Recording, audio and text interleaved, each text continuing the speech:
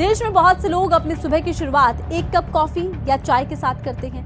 बच्चों के भी दिन की शुरुआत एक गिलास दूध के साथ होती है।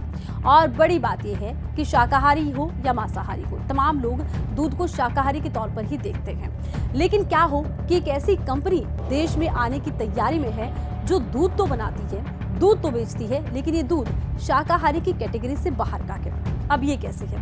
दरअसल अमेरिकी कंपनियां भारत में दूध बेचना चाहती हैं और अपनी डेयरी खोलना चाहती हैं। अब इसमें अलग क्या है? अलग ये है कि अमेरिका की डेयरीज में पशुओं को जो चारा दिया जाता है वो क्या होता है? वो होता है बूचड़खाने से बचने वाला वेस्ट, यानी कि वहाँ बचा हुआ मांस मीट, चाहे वो सूअर का हो, गाय का हो, घोड़े का हो या फिर किसी भी अन्य जानवर का हो। इस पूरे मांस मीट में से खून को बाहर निकाला जाता है। इस खून को मशीन की सहायता से सुखाकर पाउडर बनाया जाता है। ठीक ऐसे ही हड्डियों को भी पीसकर पाउडर बनाया जाता है और ये होता है उन पशुओं का चारा जो डेयरी में रहते हैं। ऐसे में अमेरिका में इस दूध को कहा जाता है ब्लड मिल्क, यानी कि रक्त दूध, खूनी दूध। अब बड़ा सवाल ये है, ये कंपनियां भारत में व्यापार करना चाहती हैं, लेकिन भारत की सांस्कृतिक परिदृश्य को अगर देखें तो क्या इसे स्वीकार किया जाएगा? इसे हम इस तरह से समझते हैं। ज्यादातर हिंदू परिवारों में दूध को पूरी तरह से शाकाहारी माना गया है। पूजा पद्धति में दूध का इस्तेमाल किया जाता है। बड़ी बात यह है कि बहुत से लोग हो सकता है कि नॉनवेज खाते हो, मांसाहार खाते हो, लेकिन हर परिवार में कोई ना कोई सदस्य ऐसा होता है जो पूरी तरह से वेजिटेरियन है। घर के बड़े बुजुर्ग हों या फिर बच्चे हों।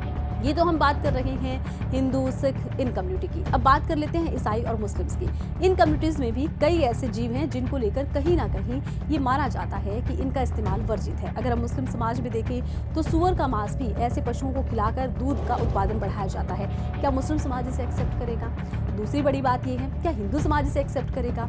तीसरी बड़ी बात यह है कि अगर घर में ऐसा दूध कोई एक शख्स ले भी आता है तो क्या परिवार के तमाम सदस्य जो मांसाहारी नहीं हैं ऐसे दूध का इस्तेमाल करना चाहेंगे जिस जीव को इस तरह से खाने में मांस मीट दिया गया हो? भले सीधे तौर पर ये मांस मीट नहीं है, ये बूचड़खाने का वेस्ट है। हालांकि अमेरिका का जो तर्क है वो ये है कि इससे बूचड़खानों का जो वेस्ट है वो इस्तेमाल किया जाता है। लेकिन इसमें भी एक बड़ी समस्या भारत के लिहाज से ये है कि जब इस मांस मीट को, इस खून को सुखाया जाता है तो इसमें बिजली की खपत बहुत ज़्यादा होती है। ऐसे में भले ही ये लगे कि बूचड़खाने का जो कबाड़ है वो साफ हो गया है, लेकिन ये बहुत भारी पड़ेगा, महंगा पड़ेगा। ऐसे में क्या वो दूध भारत के लिए सस्ता होगा? तीसरी बड़ी बात है, सांस्कृतिक तौर पर तो इसे पूरी तरह से बाधित माना ही जाता है। भारत में एक बड़ा ऐसा तबका है जो दूध के कारोबार से जुड़ा है। गाँव से लोग जुड़े हैं, कई लोगों ने डेयरियाँ खोली हैं। अगर इस तरह से एक विदेशी कंपनी आएगी, जाहिर सी बात है कि 10 से 15% उनके व्यापार पर भी असर पड़ेगा। ऐसे में पहला सवाल तो ये है, क्या आप ऐसा दूध पीना चाहेंगे जिसे खूनी दूध यानी कि ब्लड मिल्क कहा जा रहा हो? दूसरी बात यह है कि अगर विदेशी कंपनियां भारत में दूध बेचती हैं, क्या इससे भारत को फायदा होगा? अब फायदा किस तरह से होगा? भारत में दूध की खपत बहुत ज़्यादा है, लोगों की संख्या बहुत ज़्यादा है, जनसंख्या तेजी से बढ़ रही है। दूध की खपत बढ़ते देखकर बहुत जगहों पर मिलावटी दूध की खबरें आई हैं। केमिकल से बना हुआ दूध लोगों तक पहुंच रहा है। हो सकता है इस पर कुछ लगाम लगे, लेकिन बड़ी बात यह है, विदेशी कंपनियों के आने से भारतीय कंपनियों को नुकसान भी होगा।